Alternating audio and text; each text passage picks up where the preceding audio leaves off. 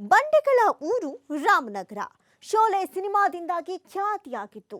ಆದರೆ ಈಗ ಇದೇ ನೆಲದ 5 ನಾಯಕರು ರಾಜ್ಯದ ಸಿಎಂ ಪಟ್ಟದ ಮೇಲೆ ವಿರಾಜಮಾನರಾಗಿದ್ದಾರೆ. ಆ ಘಟಾನುಘಟಿ ನಾಯಕರು ಯಾರ್ಯಾರು? ಇಲ್ಲಿದೆ ಅವರ ಹೆಸರು ಮತ್ತು ಸಾಧನೆಗಳ ಪಟ್ಟಿ.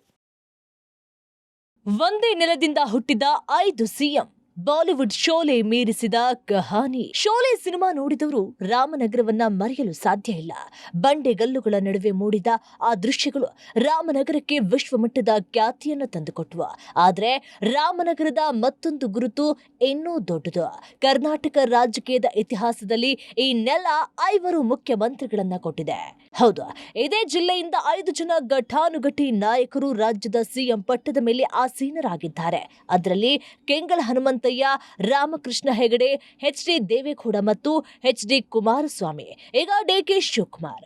ಒಂದೇ ಜಿಲ್ಲೆಯ ರಾಜಕೀಯ ಪ್ರಭಾವ ಎಷ್ಟಿರಬಹುದು ಎಂಬುದಕ್ಕೆ ರಾಮನಗರವೇ ಜೀವಂತ ಉದಾಹರಣೆ. ಈ ಕಥೆ ಆರಂಭವಾಗುವುದು ಕೆಂಗಲ್ ಹನುಮಂತಯ್ಯ ಅವರಿಂದ.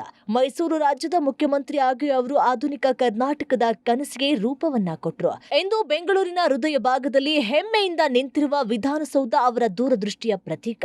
ಕನ್ನಡಿಗರ ಸ್ವಾಭಿಮಾನದ ಸಂಕೇತ ಆಗಿರುವ ಈ ಕಟ್ಟಡದ ಹಿಂದೆ ಕೆಂಗಲ್ ಅವರ ದೃಢ ಸಂಕಲ್ಪ ಅಡಗಿದೆ.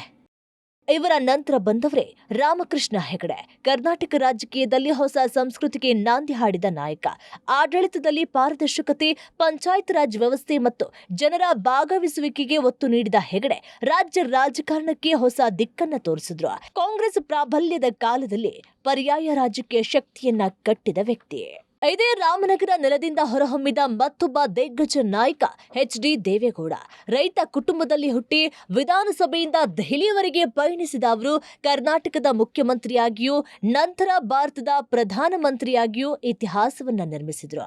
ದೇವೇಗೌಡರ ರಾಜಕೀಯ ಪರಂಪರೆಯನ್ನ ಮುಂದುವರೆಸಿದವರು ಎಚ್.ಡಿ. ಕುಮಾರಸ್ವಾಮಿ. 2 ಬಾರಿ ಮುಖ್ಯಮಂತ್ರಿಯಾಗಿ ಅಧಿಕಾರವನ್ನ ನಡೆಸಿದ ಅವರು ಮೈತ್ರಿ ರಾಜಕಾರಣದ ಪ್ರಮುಖ ಮುಖವಾಗಿ ಹೊರಹೊಮ್ಮಿದ್ರು. ಸೀಮಿತ ಸಂಖ್ಯಾಬಲವಿದ್ರು ರಾಜಕೀಯ ಸಮೀಕರಣಗಳನ್ನ ತಮ್ಮ ಪರವಾಗಿ ತಿರುಗಿಸಿಕೊಳ್ಳುವ ಕೌಶಲ್ಯದಿಂದ ಅವರು ರಾಜ್ಯ ರಾಜಕಾರಣದಲ್ಲಿ ವಿಶಿಷ್ಟ ಸ್ಥಾನವನ್ನ ಗಳಿಸಿದ್ರು. ಈಗ ಅದೇ ಪಟ್ಟಿಗೆ ಸೇರ್ಪಡೆಯಾಗ್ತಿರುವ ಹೆಸರೇ ಡಿ.ಕೆ. ಶಿವಕುಮಾರ್. ಕನಕಪುರದಿಂದ ಆರಂಭವಾದ ಅವರ ರಾಜಕೀಯ ಪಯಣ ಸುಲಭ ಆಗಿರಲಿಲ್ಲ. ಹಲವು ಬಾರಿ ಮುಖ್ಯಮಂತ್ರಿ ಹುದ್ದೆ ಕೈತಪ್ಪೋಯಿತು. ರಾಜಕೀಯ ಹಿನ್ನಡೆಗಳು ಎದುರಾದ್ವು.